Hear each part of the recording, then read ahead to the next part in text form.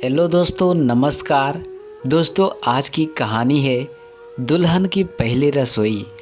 तो चलिए हम बिना देर किए हुए कहानी को शुरू करते हैं। आज मुझे अपनी ससुराल की वो शर्मीली सी पहली रसोई याद आ गई। वैसे तो शायद ही कोई नई नवेली दुल्हन अपने ससुराल की पहली रसोई को भूल पाती होगी, और यादें अगर प्रेम से पगी हो तो उसकी मिठास अभी भी जुबान में मीठेपन का एहसास करा जाती होगी। रात ही तो आई थी, मैं विदा होकर मायके सुबह सुबह सासू माँ का फरमान सुना। वो जेठानी जी को कह रही थी, आज नई बहू की रसोई छुआई की रस्म करा देते हैं। मैं तो डर गई एकदम से, आज इतनी जल्दी। पर जेठानी जी जैसे ममता की प्रति मूर्ति थे। उनका दिल बच्चों की तरह निर्मल और स्वभाव से बेहद चंचल मुझे प्रेम दर्शाने वाली मुद्रा में बोल उठी, कोई बात नहीं छोटी, डरो मत, मैं हलवा बना देती हूँ, तुम बस हाथ लगा देना। अभी तो बड़ी मुश्किल से आँख खुली थी, अपने पति को ठीक से देखा भी नहीं था, पर एहसास जरूर साजे में हो गए थे। जेठानी जी मुझे रसोई में खड़ा करके हलवा में डालने के लिए किशमिश और बाकी मेवे बगैर लाने ठाकुर घर गई थी कि इतने में मेरे पति रसोई में आ गए। लाज से दोहरी होते हुए पलकों को उठाकर उन्हें देखने के साहस उस वक्त मुझ में नहीं था। नई नवेली दुल्हन जो थी, सो मैंने सर झुकाए ही पीछे से उनमें लिपटते हुए सिर्फ इतना कहा, आप मुझे ढूंढते ढूंढते किचन में भी आ गए। पर यह क्या, उन्होंने झटके से मेरा हाथ छुड़ा लिया। इसके पहले कि उनकी बेरुखी से मेरा दिल टूटता, मैंने जो उनको देखा तो सच कहूँ मुझे इतनी शर्म आई कि धरती फटे तो मैं उसमें समा जाऊँ। वो जेठ जी थे। कदकाठी में दोनों भाई लगभग बराबर थे, इसलिए एक झलक देखो तो अंतर करना मुश्किल होता। और उस पर भी मैंने तो उन्हें पीछे से देखा था। आंखें भी शर्म से जमीन तार रही थी, तो ऐसी गलती होना कोई बड़ी बात नहीं थी। पर जरा नई नवेली दुल्हन का सोचो तो उस दिन शर्म और झिझक से मेरी क्या हालत हुई होगी। जब तक जेठानी जी मेवे लेकर आई तो मैं भागकर अपने कमरे में चली गई। दिल जोर जोर से धड़क रहा था। शर्म तो इतनी आ रही थी कि पूछो मत। ऊपर से आज मेरी पहली रसोई थी तो सबका सामना भी करना था। खैर हिम्मत करके कमरे से निकली तो मेरे सदे हुए कदम भी जैसे सबको मेरे आने की खबर दे रही थी। मुझे देखते ही जेठानी जी बोल उठी, ले आ गई हमारी छोटी बहू रानी। मैं झिझक कर रुक गई।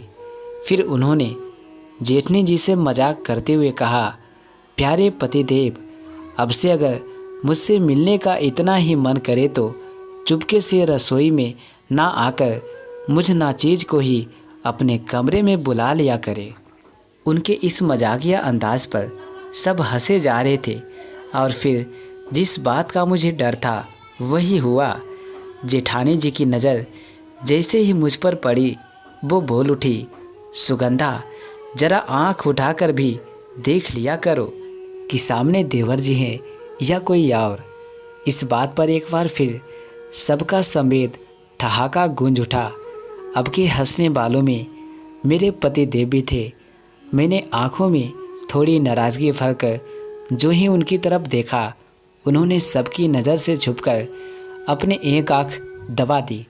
इतने में भी उनका शायद मन नहीं भरा तो होठों को गोल गोल घुमाते हुए एक हवाई चुंबक मुझ तक हवा में उछाल दिया।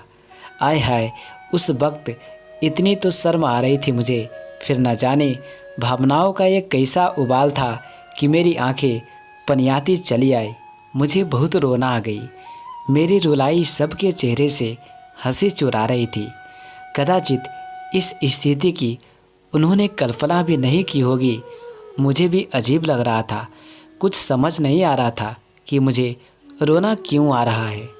बाद में सबने मुझे चुप कराया। कहना ना होगा कि उस दिन ससुराल की पहली रसोई की सिर्फ रस्म हुई, उनके एवज में ससुर जी ने मुझे बड़ी ही प्यारी पायल दी थी। वैसे पायल तो मुझे माँ ने भी दी थी, जिसे मैंने पहन रखी थी, पर वो सिर्फ चेन वाले थे। फैशन वाले टाइम उस दिन नए नए चले थे, उनमें घुंघरू नहीं होते थे। आप भी इस आवाज़ से पहचान लेना, यह मैं नहीं बल्कि नई दुल्हन की पाबेज की छमछम है। सुनकर सब हंस पड़े, पर इस बार मुझे रोना नहीं आया, बल्कि मैं भी सबकी हंसी में उनका साथ दे रही थी। हंसते हंसते ही पति पर नज़र पड़ी तो वो कान पकड़कर माफ़ी मांगने का उपक्रम कर रहे थे। अब कि मैं शर्माई नहीं, बल्कि उनको देखकर एक शर्मीली मुस्कान आ गई मेरे चेहरे पर, जिसे वो देर तक देखते रह गए थे। उस एक पल में इतने अग्नि तक एहसास बिन गए थे, जिन्हें शब्दों में बांध पाना मुमकिन नहीं। वैसे भी कहते हैं ना, प्रेम और प्रेम का एहसास तो गन्ने की गुड़ जैसा होता है, जिसे महसूस तो किया जा सकता है, पर शब्दों में पढ़कर बताया नहीं जा सकता। मेरी पहली रसोई प्यार और जिम्मेदारी के कई सारे रंग और एहसास समेटे हुए थी। आज भी उसकी मीठी यादें मेरे होठों पर मुस्कुराहट जरूर ला देती है, और वो पहली रसोई का उपहार पायल, वो तो आज भी तमाम गहनों में मेरे लिए सबसे अनमोल है। तो दोस्तों, मैं उम्मीद करता हूँ ये कहानी आपको ज़रूर पसंद आया होगा। तो प्लीज़ अभी से मेरे वीडियो को लाइक, कमेंट, शेयर करें और चैनल को सब्सक्राइब करें।